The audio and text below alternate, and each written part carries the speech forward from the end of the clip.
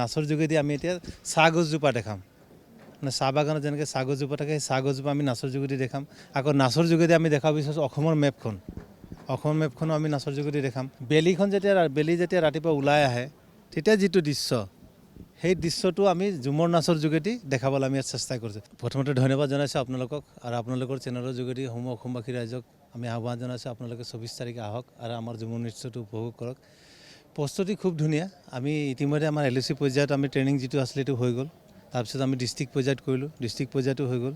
এতিয়া আমাৰ গোটেইখিনি টীম অল আছামৰ পৰা গোটেই কাছাৰ শিলচৰৰ পৰাও আহিছে। আছাম টীম আহি গুৱাহাটীত ইতিমধ্যে আহি পাইছে।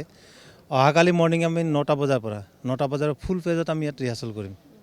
গোটেই দিনটো আমি ফুল পেজত ৰিহাৰ্চেল কৰিম। প্ৰায় 8,800 আমাৰ টোটেল আছে মানে নাচনী ঢুলীয়া চব মিলাই আমি ইয়াতে খুব ধুনীয়া প্ৰস্তুতি আপোনালোকে দেখিছে আৰু আমি ইয়াতে মাজে মাজে আমি খুব মাৰ্কিং কৰি থৈছোঁ গোটেইখিনি এই ৰাউণ্ডবোৰত এনেকৈ নাচিব আৰু ষ্টেট লাইন আছে। তাৰমানে আমি এটা কনচেপ্ট বনাই লৈছোঁ গোটেই গানটোত। এনেই ঝুমুৰটো আমি যেনেকৈ কৰম পূজাত নাচোঁ বা আমি চোতালত নাচোঁ এইটোতো অকল ঘূৰি ঘূৰি নাচি থাকে। কিন্তু ইয়াতে এটা বস্তু যেতিয়া আমাৰ গানটো আমি ৰেডি কৰিলোঁ মানে গানটো দীঘল আছে 16 মিনিট 32 ছেকেণ্ডৰ গান 16 মিনিট 32 ছেকেণ্ড 5টা গান আছে ট্ৰেডিশ্যনেল গান চিলেকশ্যন কৰোঁতে আমাৰ এটা ডাঙৰ চেলেঞ্জ আছিলে। তাৰমানে যিহেতু ইয়াৰ আগতে বিহু হৈ গৈছিলে তো বিহু হৈ যোৱাৰ কাৰণে আমাৰ এটা চেলেঞ্জ আছিলে যে আমি বিহুৰ লগত সামঞ্জস্য ৰাখি গানখিনি আমি কেনেকৈ কৰোঁ। গতিকে মই 5টা গান আমি চিলেকশ্যন কৰিলোঁ। চিলেকশ্যন কৰাৰ পিছত সেই গানখিনি আমি ডেমো ভিডিঅ' বনালোঁ মানে নাচটোনো কেনেকৈ নাচিব নাচটোৰ এটা চেলেঞ্জ আছিলে। কিন্তু তেতিয়া আমাৰ মাজলৈ এটা কনচেপ্ট আহিলে আমি চিন্তা কৰিলোঁ যে আমি কিয়নো আমি নাচৰ যোগেদি আমি চাহ গছজোপা দেখাব পাৰি নেকি চাহ গছজোপা দেখাব পাৰি নাচৰ যোগেদি। গতিকে নাচৰ যোগেদি আমি এতিয়া চাহ গছজোপা দেখাম মানে চাহ বাগানত যেনেকৈ চাহ গছজোপা থাকে সেই চাহ গছজোপা আমি নাচৰ যোগেদি দেখাম।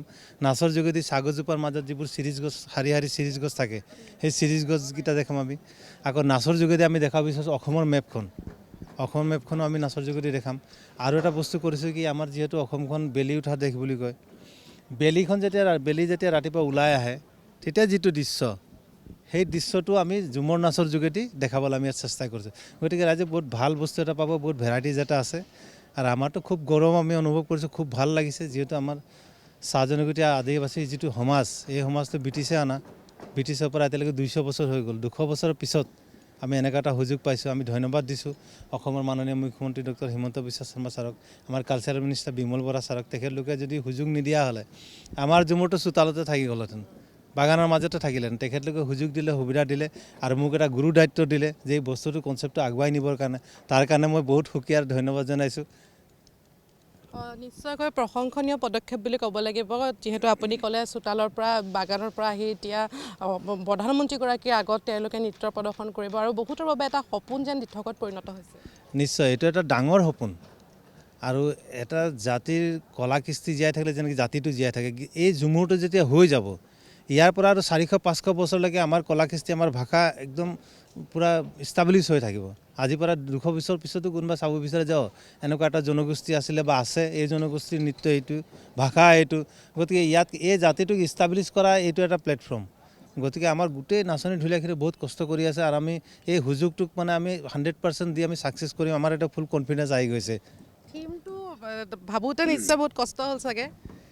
প্ৰথমতে গান চিলেকশ্যন কৰাটো বহুত বেছি দিগদাৰী হৈছিলে। তাৰমানে যিহেতু ইয়াৰ আগত বিহু হৈ গ'ল নৃত্যৰে দেখা আমি যেনে এটা গানত আমি 15গৰাকী ঢুলীয়া নাচনী মিলি আমি এটা নৃত্য কৰোঁ।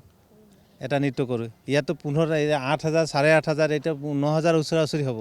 তো ইমান ডাঙৰ এটা টীম নৃত্য যেতিয়া কৰিব 16 মিনিট 32 ছেকেণ্ডৰ নৃত্য কৰিব মানে বিহুটো আছিলে 15 মিনিট কিমান ছেকেণ্ডৰ আছিলে। কিন্তু গান চিলেকশ্যন কৰোঁতে আমাৰ বিৰাট টাফ হৈছিল। আমি 4-5বাৰ আমি গান চেঞ্জ কৰিছোঁ। কিন্তু তাৰ পিছত যিটো ফাইনেল গান হৈছে এতিয়া আমি যিমান LOC ডিষ্ট্ৰিক্ট পৰ্যায়ত কৰিছোঁ সকলোৰে মুখত এটাই মানে গানটো যেতিয়া বাজে আমাৰ গাৰ নোম শিয়ৰি যায়, গাৰ নোম উঠি যায় বুলি ইমান ভাল লাগে বুলি কৈছে। গতিকে সেইটো আমাৰ কাৰণে এটা এচিভমেণ্ট, খুব ভাল হৈছে। গানবোৰ চিলেকশ্যনটো ভাল লাগিছে। তাৰপিছত আহি গ'ল এই ভিডিঅ' চিলেকশ্যন। ভিডিঅ'নো নাচিব কেনেকৈ এই বস্তুটো এটা ডাঙৰ বহুত চেলেঞ্জ আছে। আমি ভিডিঅ'টো 2বাৰ আমি শ্বুটিং কৰিছোঁ। প্ৰথমবাৰ শ্বুটিং কৰিছোঁ এইটো আমি কিবা ৰিজেক্ট কৰিছোঁ, আকৌ শ্বুটিং কৰিছোঁ।